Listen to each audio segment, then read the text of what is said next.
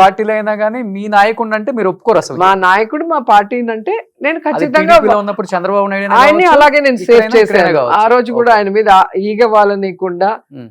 ఆయన కోసం ఫైట్ చేశాను. ఉమ్. ఈ రోజు జగనన్న మీద ఇంకా డబుల్ గా ఎందుకు చేస్తాను అంటే నన్ను గౌరవించి నేను ఏదైతే కోరుకున్నానో నా లైఫ్ లో ఎమ్మెల్యేగా అసెంబ్లీలోకి అడుగుపెట్టాలి, ప్రజా సమస్యల మీద పోరాడాలి, అధికారం వచ్చిన తర్వాత ప్రజలకి నా వల్ల సర్వీస్ చేయాలనుకున్నా, దానికి ఆయన అవకాశం ఇచ్చాడు. Hmm. సో చంద్రబాబు నాయుడు అది చేయలేకపోయాడు, నన్ను గెలిపించుకోలేకపోయాడు, కాపాడుకోలేకపోయాడు. పార్టీ వాళ్ళే నన్ను గెలిపించుకునే బాధ్యత ఆయన చేతుల్లో ఉంటుంది. ఖచ్చితంగా సీఎం గారి చేతిలోనే ఉంటుంది.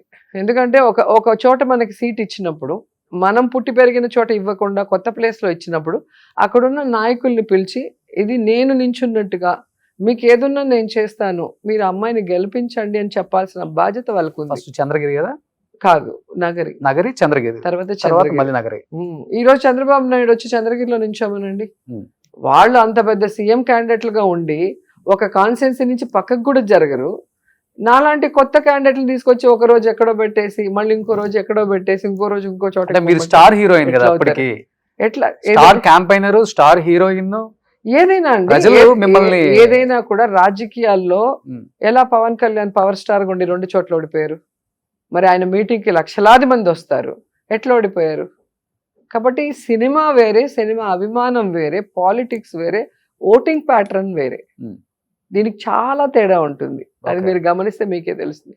గొప్ప గొప్ప సినిమా ఆర్టిస్టులు ఓడిపోయిన వాళ్ళని కూడా మీరు చరిత్ర చూస్తే తెలుస్తుంది. అవును, ఆశ్చర్యపోతాం, వీళ్ళ ఓడిపోయారు అనిపిస్తుంది. సో అట్లా ఉంటుంది.